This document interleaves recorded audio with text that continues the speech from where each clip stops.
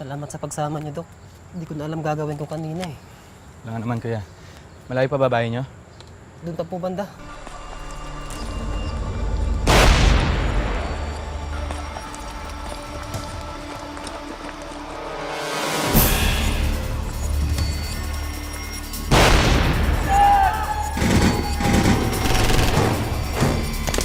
Dito muna tayo.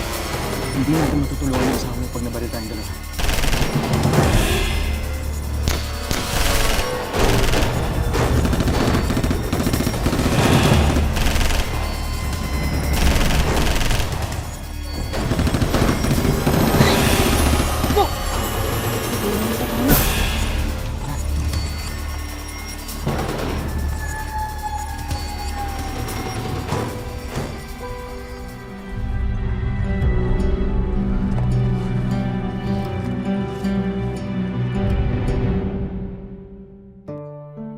Marami ang nangangarap na maging doktor.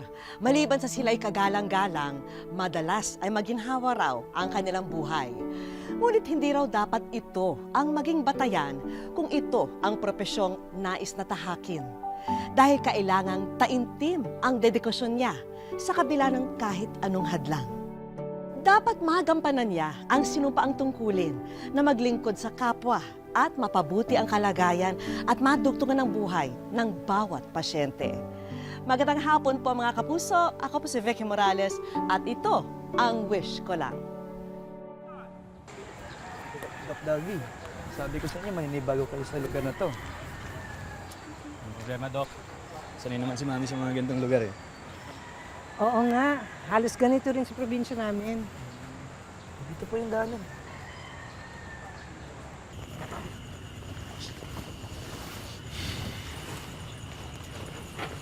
Sayang nga, no? Hindi naabutan ni Daddy yung pagiging doktor ko. Tingin mo, matutuwa kaya siya na mas pinili kong maging doktor dito sa baryo kaysa serve sa PGH.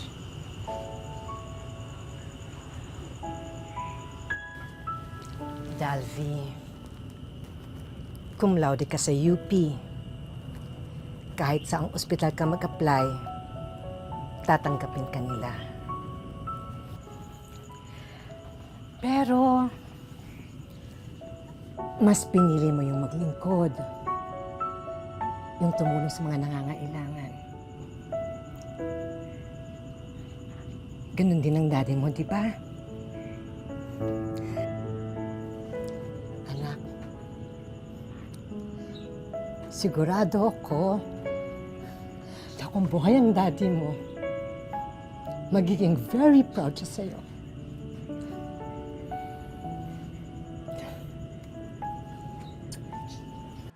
Mga barangay, sandali lang ho, may pakikilala ako sa inyo.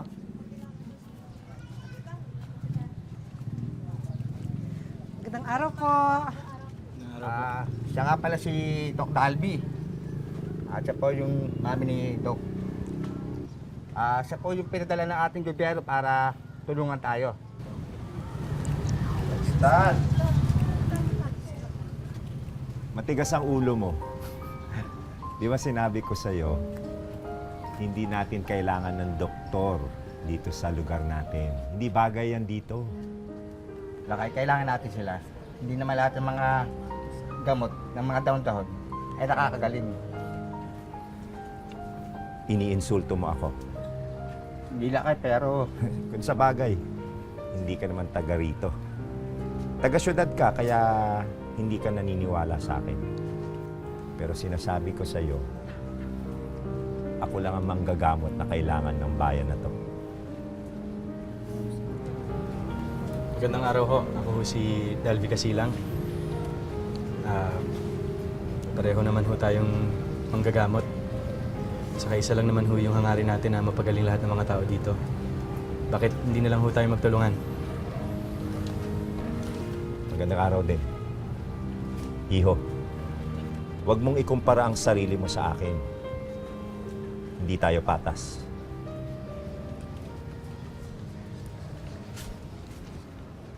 Hello, Doc! Gusto mo po kayo? Buti naman.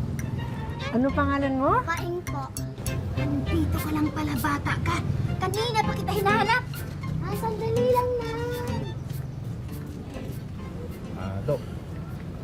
Mama kayo sa'yo, papakita ko po ng aming health center. Tara.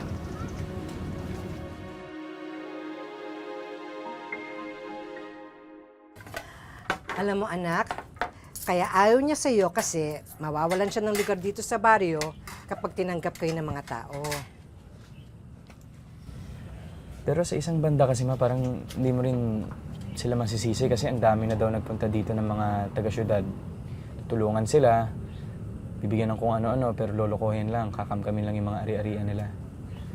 Tsaka isa pa nahihirapan din yung mga taong pumunta sa clinic lalo na kapag may mga humaharang na iba kagaya nila kay. Sabi kasi ni Benny may mga ilan daw na gusto magpa-check up, gusto magpatingin, magpagamot. Kaya lang natatakot sila kasi kakunti lang sila. Mas marami yung ayaw kaya natatakot na baka pagtulungan sila ng lahat. Alam mo yun, parang peer pressure ng community. Alam mo, ang daddy mo noon, ayaw na ayaw sa kanya ng mga kaibigan ko at ng mga kamag-anak ko. Kaya ginawa niya, kinaibigan niya yung mga kaibigan ko at yung mga pinsan ko. At alam mo, nung malapit na siya sa mga kamag-anak ko, sila na mismo ang nagsabi sa mga magulang ko na tanggapin siya.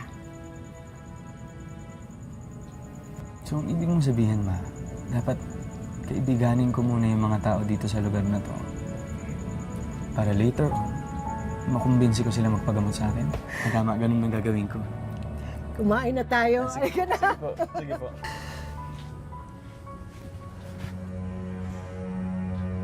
Ma? Problema?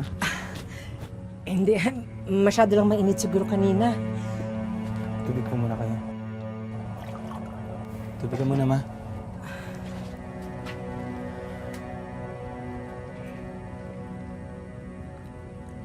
Okay ka lang, Ma? Kumain na tayo. Sige po.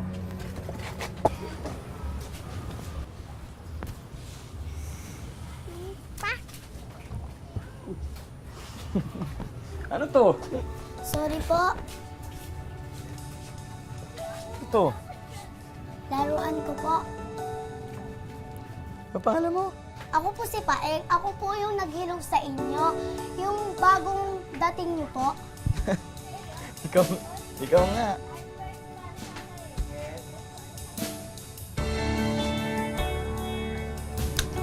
Walang tamaan, ha? Oh, magaling ako sa'yo. Masaya si Doc Dalvi at palagay na ang ilang residente sa kanya. Pero isang masaklap na tagpo ang nadatnan niya sa kanyang pag-uwi.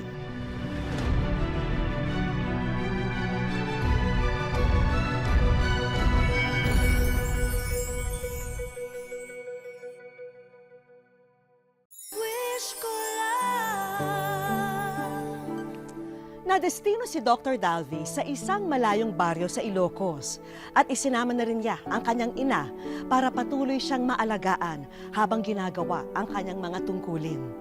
Ngunit dahil sa dedikasyon sa kanyang trabaho, tila napabayaan na rin niya ang kanyang mahal na ina.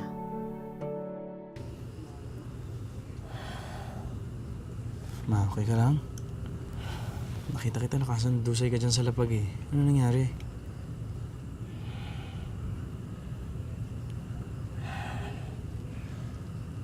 Tama na lahat ng daan ko. Nahirapan akong huminga. Anak, sorry ha.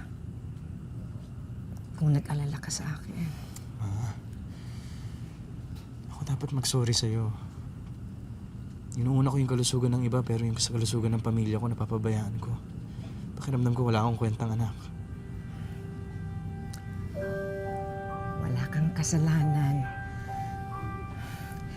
Tinago ko kasi sa'yo kasi ayoko lang na mag-aalala ka sa akin.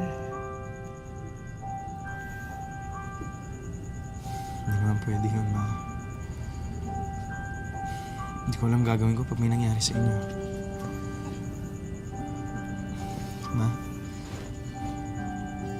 Gusto mo ba mag-resign na lang ako? Hindi na lang tayo sa atin.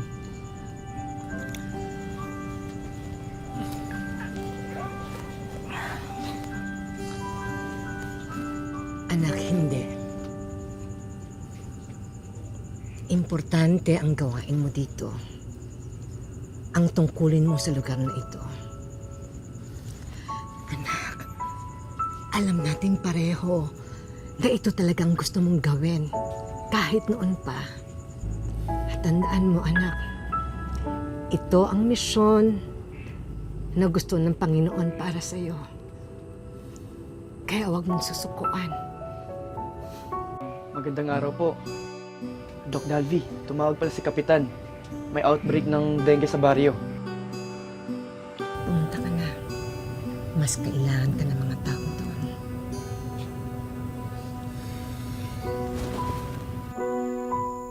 Sabi ng magulang, bigla na lang nilagnat yung bata eh. Unang araw pa lang ho to ng lagnat. Kung dengue ho to, lalabas ho yung mga rashes niya baka bukas. Kailangan pupunan natin ng blood sample. Itatakbo ko na sa City Hospital. Huwag ko kayo matakot. Kukunan ko lang ho siya ng dugo para makasiguro tayo kung anong talagang sakit niya. Umalis na kayo. Hindi namin kayo kailangan. Mukhang dengue ho ang sakit ng bata, pero kailangan namin makasiguro. Hindi namin kailangan ang tulong ninyo. Kayo ang nagdala ng sakit. Teka. Kami ang may dala ng sakit? Nagdasal ako kagabi. At ipinakita sa akin na kayo ang nagdala ng sakit sa lugar na to. Ewan ko sa inyo. Kayo na nga itong tinutulungan. Kami ba itong masamang espiritu? Bahala kayo. Parang awa niyo na ho. Malala ang lagay ng bata. Kung dengue ho to, malalagay sa panganib ang buong baryo. Ako lang ang manggagamot sa lugar na ito. Hindi ka kailangan.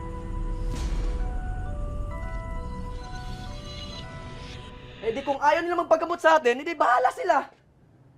Hindi naman tayo mamamatay, di ba? Hindi naman pwedeng ganoon. Responsibilidad natin sila bilang mga doktor.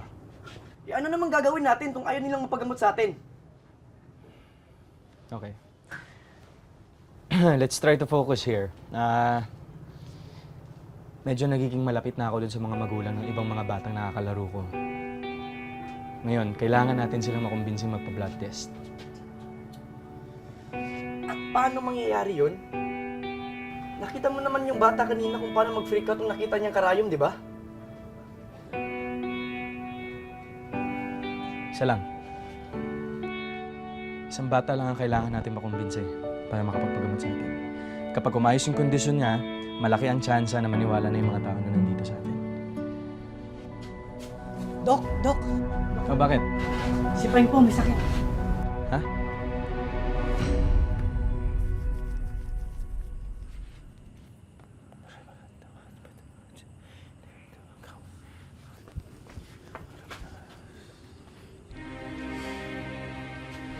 Anong ginagawa mo rito? Huwag niyo hong pagdiskitahan ng bata. Tinawag nila ako dito dahil alam nilang kaibigan ko si Paeng. Nag-aalala ako sa kanya. At naniniwala sila na kaya ko siyang tulungan. Lumayas ka. Ikaw ang masamang espiritu.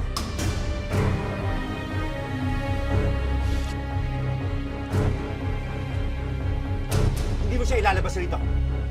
Hindi ho kayo umalis daraanan ko. Mapipilitan ako saktan kayo.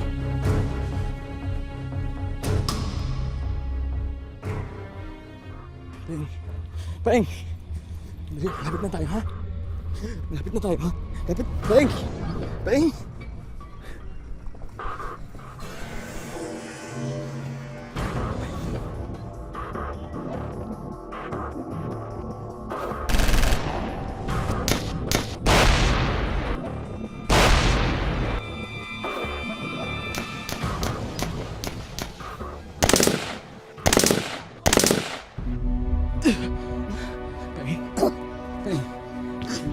Paeng, sandali.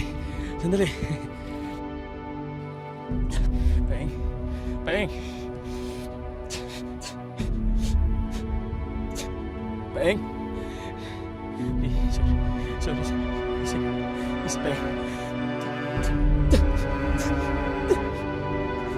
Paeng. Paeng. Easy. Paeng.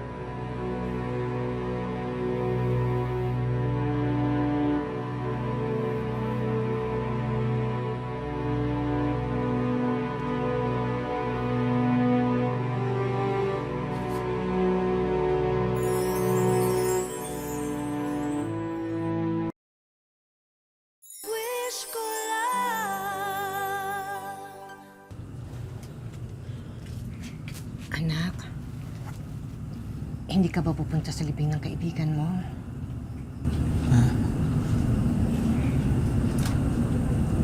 Hindi ko siya nasagip.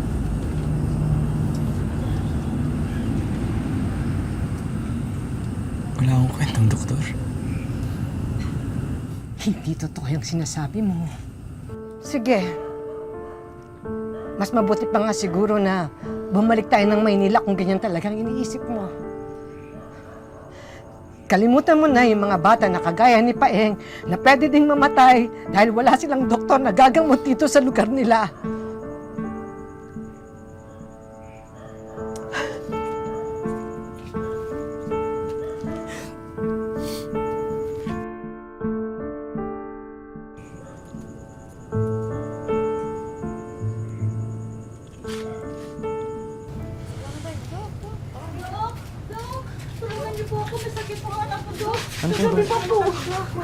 Ano pong problema? Nay! Lola! Bago kagad tayo sumuko sa nakagawian na nating panggagamot. Tayuan yan! Tama si Doktor! Huwag kayo maniwala sa kanya, sinungaling! Tama si Dok! Sana pinagamot ko na lang kay Dok ang apo ko. Buhay pa sana siya ngayon. Hindi ho kaya ng nakagawian yung sakit na to. Ilan pa bang kailangan mamatay para maintindihan niyo? Dok, maawa na po kayo. Gamutin niyo na po yung apo ko. Sige na, Dok. Sige, doon tayo sa loob. Dok, maawa po. Dahil sa matagumpay na panggagamot, unti-unting nakuha na nina Doc Dalvi at Doc Benny ang tiwala ng mga tao. Pero may bago na namang problema silang kakaharapin. Huwag niyo pong kakalimutan uminom ng gamot, Nay, ha? Pare, Dalvin. Galing ito mismo sa central office. Lumalakas daw yung presensya ng NPA dito sa area natin. Pinapapull out na tayo. Anong pull out? Pinapalis na tayo dito. Masyado na daw delikado. Pero paano yung mga pasyente natin? Hindi natin sila pwedeng pabayaan. Galing yan mismo sa superior natin. Pero paano yung mga tao dito? Nagtiwala na sila sa atin. Wala na tayong choice, pare. Aalisin nila yung suporta sa atin pag hindi tayo sumunod. Saan ka hahanap ng pera? Ng mga gamot, tsaka yung mga medical supplies.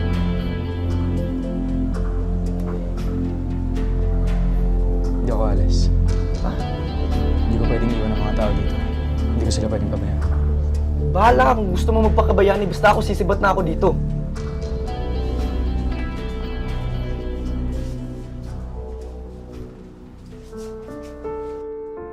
Kahit wala na ang suporta ng DOH at kahit nag-iisa na siya sa klinik, ipinagpatuloy ni Doc Dalvi ang panggagamot sa baryo.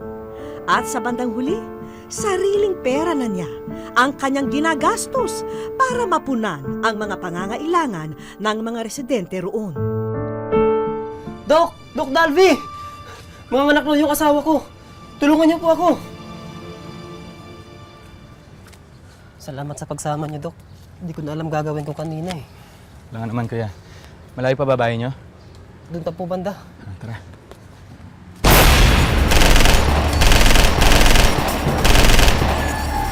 Dito muna tayo. Hindi natin matutulungan yung asawa ko.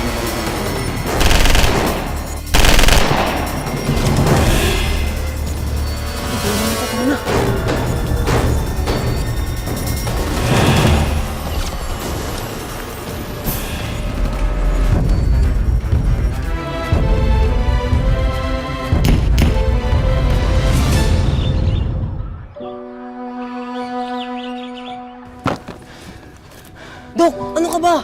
Papatay ka kanina tapos ngayon gagamutin mo pa. Doktor pa rin ako. Kailangan kong gawin ang trabaho ko.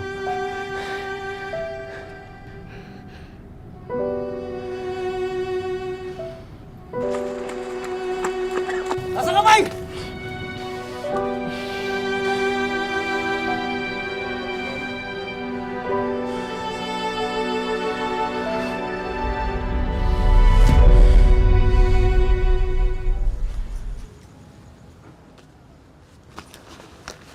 Dalvin! Dok Dalvin!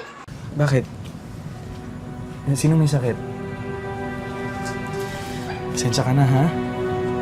Wala na kasi akong supplies. Halika po kayo! Sumama na po kayo!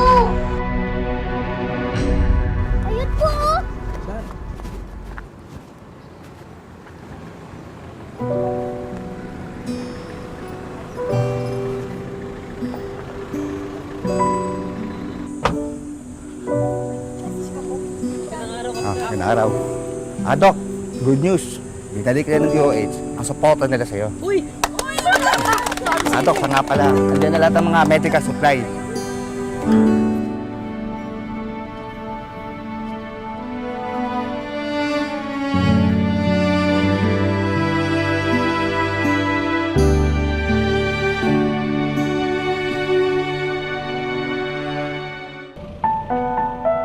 Dito sa bayan ng Nagbukel sa Ilocos Sur, nakadestino si Doc Dalvi Casilang. Sakay ng motor, patungo ngayon si Doc Dalvi sa barangay Casocos. Ito ang pinakadulong barangay sa taas ng bundok. Tuwing darating si Doc Dalvi rito, sa ilalim ng puno na ito nagpupunta ang mga residente. Magpapatingin na kasi sila sa kanya.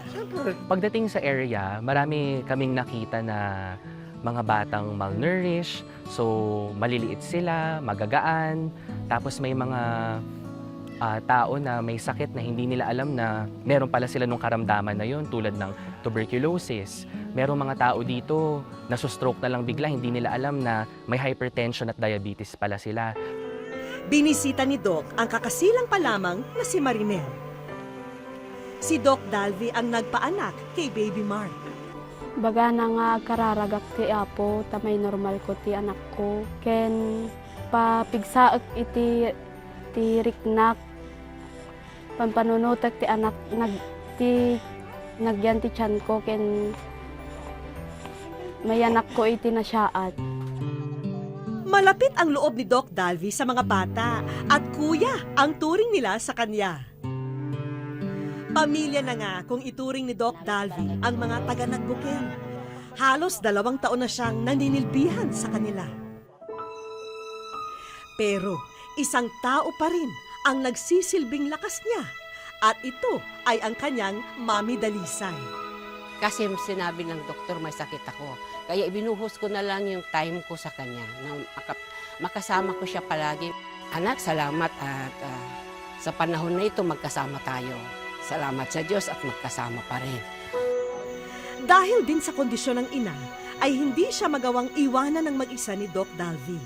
Inaalagaan ko yung ibang tao pero yung sarili kong nanay, hindi ko na naalagaan. Parang kailangan kong ibalanse yun, di ba, yung pagtulong sa ibang tao at sa sarili kong pamilya. Kaya kinuha ko na siya, dinala ko na siya dito sa baryo.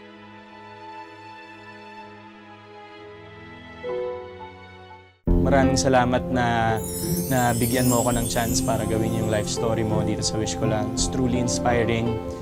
Wish ko lang. Isang normal na araw lamang ito ng pagbisita sa komunidad para kay Doc Dalvi at ng kanyang nurse. Sa pagkakataong ito, kasama rin nila ang kanyang ina. Hello po. Pero hindi alam ni Doc na nauna na ang aming grupo upang kutsabahin ang mga tao para sa isang sorpresa. Kaya naman nagtataka ang ating bida dahil sa mga taong nakaabang sa kanila. Doc, pamilyar ba sila? Ilan lamang sila sa natulungan mo sa Nagbukel na nais magpasalamat sa inyo. Dahil sa iyo, Doc, naging malusog ang anak ko. Ikaw ang nagbigay sa akin ng pag-asang mabuhay. Salamat, Doc, dahil dyan, ikaw ay nasa wish ko lang. Nakaka-overwhelm. Hindi ako makapaniwala na yung dating program na pinapanood lang namin, ako personally mula nung bata ako, ngayon nandito na yung wish ko lang, binisita kami sa Nagbukel. Doc, excuse me po, padaanin po natin ang sasakyan sa likuran nyo na dala ang mga kahilingan mo para sa mga residente ng Nagbukel. Thank you sa wish ko lang. Sobrang laking tulong nito sa mga barangay health stations kasi tulad sa baryo dito sa barangay na to, wala pang mga ganyang gamit. So, sobrang laking tulong talaga niyan. Pwede namang mag-break muna kayo sa 24/7 na serbisyo nyo sa baryo at mag-enjoy sa Hong Kong kasama si Mommy. Salamat naman at natupad na rin yung pangarap niya na ipasyal ulit ko sa Hong Kong. Dahil ang idol mo na si Alden Richards ang gumanap sa sarili mong life story, syempre hindi kami papayag na walang remembrance. At hindi lamang yan, may mensahe rin para sa'yo si Idol. Maraming salamat na bigyan mo ako ng chance para gawin yung life story mo dito sa Wish Ko Lang. It's truly inspiring. Actually, I see a big deal of myself in you sa pagdating sa public service and pagiging selfless. Just continue doing what you're doing in the spirit of goodness and faith. Hindi ako makapaniwala kasi gaya nga nung pag kinakausap ko yung mga nurse, sila sabi ko na hindi ko naman alam na para sa akin kasi parang simple lang naman yung ginagawa ko. Hindi ko alam na ganun naman kalaki yung impact. Pambihira ang mga kagaya ni Doc Dalvi na handang isugal ang lahat, maging ang kanyang buhay, makapaglingkod lang sa kanyang kapwa. Sana'y magsilbing inspirasyon ang kwento niya sa ating lahat. Maraming salamat po mga kapuso. Ako po muli si Vicky Morales at ito ang Wish Ko Lang. Wag na wag kang susunod.